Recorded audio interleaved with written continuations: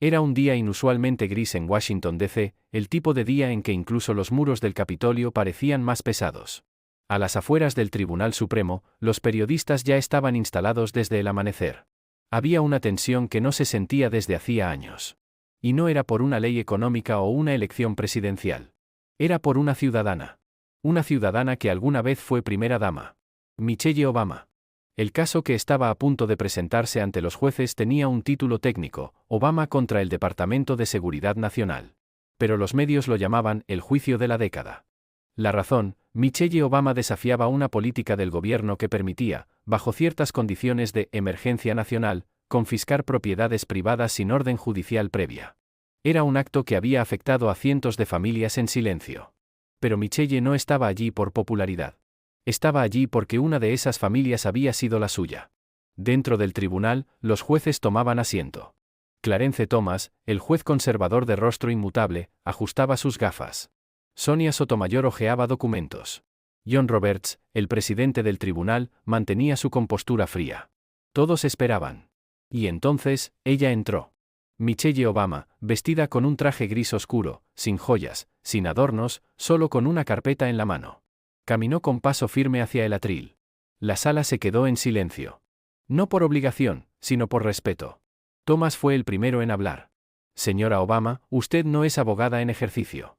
¿Por qué debería este tribunal escuchar su argumento personal? Michelle levantó la mirada. No vengo como abogada. Vengo como ciudadana. Como alguien que cree que la Constitución no es un documento de conveniencia, sino de compromiso. Roberts levantó una ceja. Sotomayor apenas ocultó una sonrisa. Michelle continuó. Este tribunal ha sostenido, desde Marbury contra Madison, que los actos inconstitucionales no tienen fuerza de ley. Pero, ¿qué ocurre cuando la inconstitucionalidad se esconde detrás de un decreto ejecutivo, disfrazado de urgencia? Thomas replicó. Los poderes de emergencia existen por una razón. Claro que sí, respondió Michelle sin levantar la voz. Pero incluso la urgencia debe rendir cuentas. Lo que comienza como excepción, pronto se convierte en norma. Y cuando el Estado se acostumbra a tomar sin pedir permiso, la ciudadanía aprende a callar sin preguntar. Un murmullo recorrió la sala. No venía del público. Venía de los jueces. Michelle sacó una copia de la carta de su abuelo.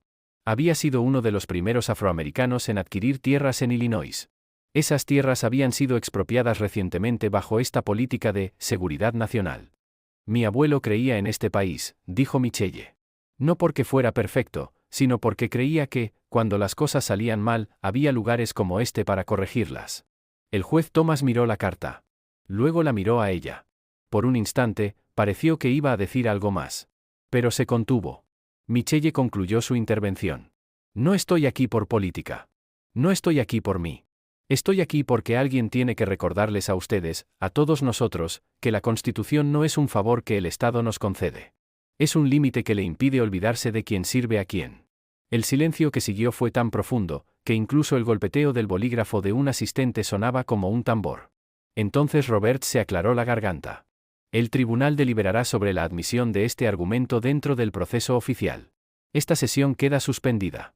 Mientras Michelle se retiraba, las cámaras de los noticieros capturaban cada paso. Pero lo que no pudieron capturar fue el leve temblor en las manos de algunos jueces. Porque en ese instante, todos sabían que no habían escuchado una opinión más. Habían escuchado una advertencia. La segunda jornada comenzó con menos cámaras, pero con el doble de tensión. Afuera, manifestantes sostenían pancartas contradictorias, unos apoyaban a Michelle Obama, otros acusaban una agenda política encubierta. Pero dentro del Tribunal Supremo, los jueces no discutían pancartas. Discutían poder. Michelle llegó temprano. Ya no era solo una figura simbólica. Era, en términos reales, una parte activa del proceso. En la sala, el fiscal general del gobierno tomó la palabra. Alto, elegante, con voz autoritaria. El gobierno, en el ejercicio legítimo de sus facultades, se reserva el derecho a proteger los intereses de seguridad nacional incluso mediante acciones extraordinarias. Michelle lo escuchó con atención. No tomó notas. No interrumpió. Pero su mirada lo seguía línea por línea. Las propiedades expropiadas, continuó el fiscal, han sido utilizadas para proteger infraestructura crítica en zonas de riesgo. El Estado ha actuado con responsabilidad. Entonces, Michelle se levantó. Pidió la palabra. El juez Roberts asintió, en silencio. Permítanme entenderlo bien, dijo Michelle con serenidad. Están diciendo que una familia puede despertarse una mañana y descubrir que su casa ya no les pertenece, porque el gobierno lo decidió en un decreto confidencial? El fiscal respondió, ligeramente incómodo. El contexto es más complejo. No para la familia, interrumpió ella suavemente. Para ellos, es tan simple como encontrar soldados en la puerta. El juez Thomas se inclinó hacia adelante. ¿Y qué solución propone, señora Obama? Ella respiró profundo. Transparencia. Revisión judicial. Límites claros. El poder de emergencia no puede operar como un agujero negro legal. Y sobre todo, que este tribunal no se quede en silencio. Hubo un murmullo en la galería. Sotomayor miró a Roberts. Barrett cruzó las piernas, pensativa. Michelle continuó. Yo no estoy aquí para desmantelar la seguridad nacional. Estoy aquí para recordarnos que la seguridad real también incluye la seguridad jurídica. El juez Gorsuch levantó una ceja. ¿Tiene base legal para esa afirmación? Michelle asintió. Youngstown Street VCO. V. Sawyer, 343 US 579, 1952. Este tribunal decidió que ni siquiera el presidente puede apropiarse de propiedad privada sin la autorización del Congreso, ni siquiera en tiempos de guerra. Gorsuch tomó nota. Sotomayor habló por primera vez. ¿Cree usted que este tribunal ha ignorado su deber constitucional? Michelle no dudó. Creo que el silencio prolongado puede volverse complicidad. Un suspiro colectivo recorrió la sala. La sesión fue suspendida por 1 hora. Los jueces necesitaban tiempo. En el pasillo, periodistas corrían a enviar titulares.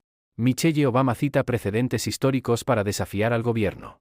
El tribunal escucha, pero no responde. Silencio incómodo en la Suprema Corte. Dentro del salón privado del tribunal, algunos jueces discutían en voz baja. Tiene razón en el precedente, dijo Gorsuch. Pero, ¿y la seguridad del Estado? Cuestionó Barrett. ¿Y la seguridad jurídica? Añadió Sotomayor. Michelle, sentada en una sala contigua, observaba un retrato antiguo de Thurgood Marshall. No era solo un juez. Era un símbolo de lucha desde el derecho. Entonces, una joven asistente del tribunal se le acercó. Señora Obama, dijo con timidez. Soy estudiante de derecho. Quiero que sepa que hoy decidí en qué tipo de abogada quiero convertirme. Michelle la miró con dulzura. Entonces ya valió la pena. Ese día, Michelle no ganó ningún fallo. Pero ganó algo más peligroso para los cimientos del poder, la atención de quienes nunca antes habían sido escuchados. El tercer día fue diferente. El acceso al tribunal estaba restringido. Se habían instalado barreras adicionales y la policía vigilaba cada esquina. Pero lo que más llamaba la atención no era el operativo de seguridad. Era la cantidad de ciudadanos comunes que, sin importar el frío ni las horas, esperaban afuera. No eran políticos. No eran abogados. Eran personas que sentían que algo importante se estaba gestando. Dentro del edificio, la tensión era palpable. Michelle Obama llegó sola. Sin escoltas, sin asesores. Solo con la misma carpeta marrón que había llevado los días anteriores. No necesitaba más. En su interior, había documentos. Cartas. Fotografías. Y un recuerdo imborrable. Ese día no estaba allí para confrontar. Estaba allí para contar una historia. El juez Thomas abrió la sesión con voz firme. Señora Obama, se le concede la palabra por última vez en esta fase del proceso. Michelle se acercó al estrado. No vengo a repetir argumentos. Vengo a mostrar algo que este tribunal raramente ve, el resultado humano de sus decisiones. Abrió la carpeta. Este es James T. Wallace. Agricultor. Veterano. Padre de 3 hijos. Su terreno fue incautado hace 4 meses bajo el mismo decreto que hoy discutimos. No recibió aviso. No tuvo oportunidad de defenderse. Solo vio cómo llegaban los vehículos del gobierno y se llevaban su mundo. Sacó una fotografía. La mostró a los jueces. En ella, un hombre mayor, de mirada cansada, posaba frente a una cerca derribada. Murió hace 2 semanas. Ataque al corazón, dijeron los médicos. Pero todos sabemos lo que realmente lo mató, la sensación de impotencia. La sala quedó en silencio. Michelle no lloró. Pero su voz tembló apenas al continuar. No se trata de política. Se trata de dignidad. Cuando el Estado actúa sin control, sin revisión, sin alma, se convierte en aquello contra lo que dice protegernos. El juez Barrett intentó interrumpirla. ¿Está insinuando que este tribunal ha actuado sin alma? Michelle la miró con calma. Estoy diciendo que el alma de la ley está en su aplicación. Y cuando la aplicamos con frialdad, perdemos no solo justicia, perdemos humanidad.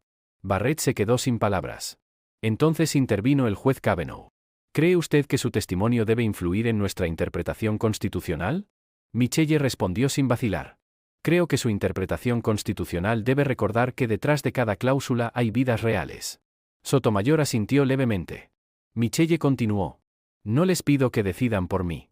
Les pido que decidan como guardianes de un pacto. Un pacto que dice que ningún ciudadano debe temer al poder que lo representa. Los jueces se miraron entre ellos. Algo había cambiado. Roberts anunció un receso de 3 días para deliberar si el caso avanzaría con carácter constitucional. Afuera, la noticia se esparció como fuego. Michelle Obama obliga a la Corte Suprema a mirar a las víctimas. Conmovedor testimonio sacude a los jueces. Una ex primera dama redefine el rol de la ciudadanía. Pero Michelle no buscaba titulares. Esa noche, regresó sola a su casa. No dio entrevistas. No escribió tweets. No publicó comunicados. Solo encendió una vela frente a una vieja foto de su abuelo, la misma que llevaba consigo cada día del juicio. Y susurró. Espero estar haciéndolo bien. Nadie más la escuchó. Pero quizá, solo quizá, la Constitución sí lo hizo. El receso de 3 días fue cualquier cosa menos un descanso. En los pasillos del Tribunal Supremo, los murmullos eran constantes. Periodistas, empleados y observadores legales debatían lo que nadie se atrevía a decir en voz alta, que el testimonio de Michelle Obama había calado hondo, incluso en los jueces más conservadores. Clarence Thomas, normalmente imperturbable, fue visto caminando solo por los jardines internos, sin hablar con nadie. Amy Coney Barrett pidió los expedientes completos de todos los casos similares archivados en los últimos 10 años. Y el presidente del tribunal, John Roberts, citó a puerta cerrada a sus colegas más cercanos. Mientras tanto, Michelle se mantenía alejada de los focos. En una pequeña librería del vecindario, hojeaba una vieja edición del Federalist Papers. No buscaba inspiración. Buscaba recordarse por qué había comenzado esta lucha. Cuando el tribunal reanudó sesiones, la sala estaba más llena que nunca. Thomas tomó la palabra, algo poco común. Durante estos días, hemos revisado antecedentes. Casos históricos. Y, sobre todo, testimonios humanos. Sotomayor añadió.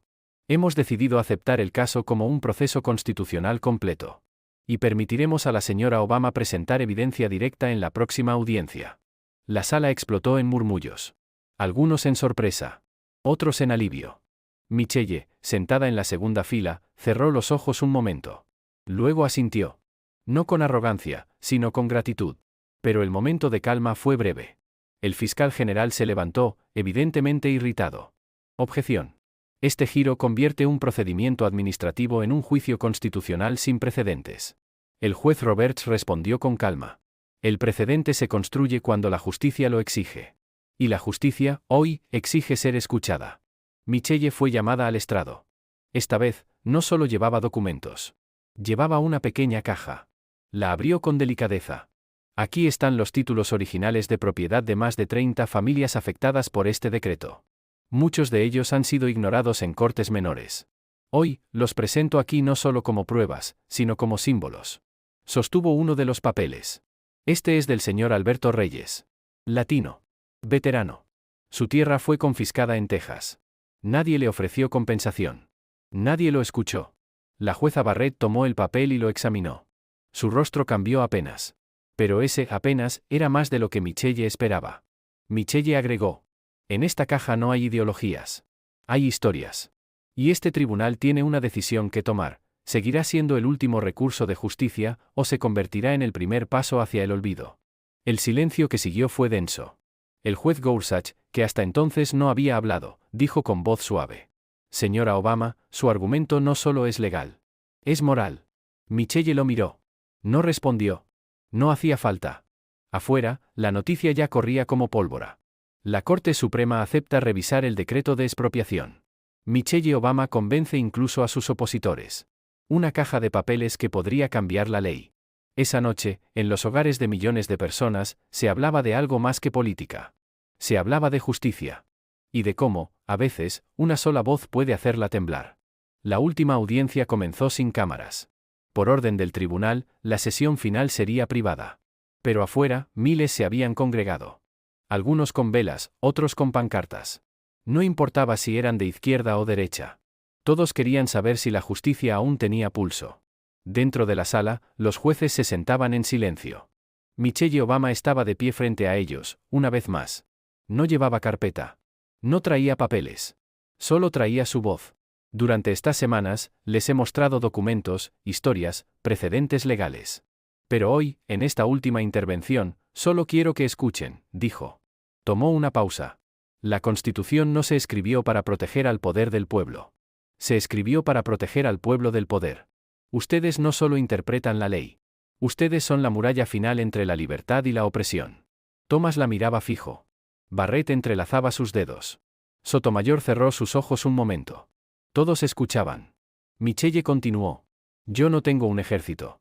No tengo un cargo. No tengo inmunidad. Solo tengo mi voz.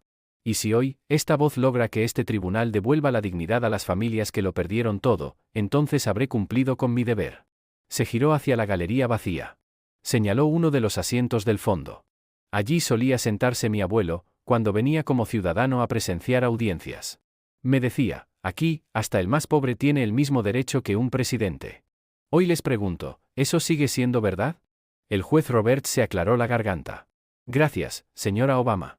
El tribunal deliberará. La decisión será emitida en 5 días. Michelle asintió. Y sin más, salió. 5 días después, el país se detuvo.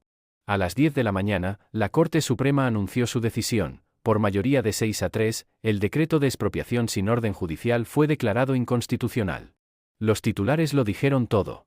Michelle Obama gana el juicio del siglo. El tribunal protege el derecho a la propiedad. Ex primera dama restablece equilibrio legal con un discurso. Pero Michelle no dio ruedas de prensa. No celebró en público.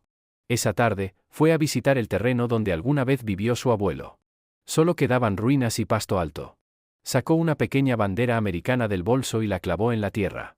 Esto no es una victoria mía, susurró. Es de todos los que no pudieron hablar. De los que ya no están. Un viento suave cruzó el campo. Y en ese instante, mientras el sol bajaba en el horizonte, Michelle Obama supo que había hecho algo más que ganar un caso. Había recordado a toda una nación el poder de una voz valiente. Y esa, a veces, es la ley más poderosa de todas.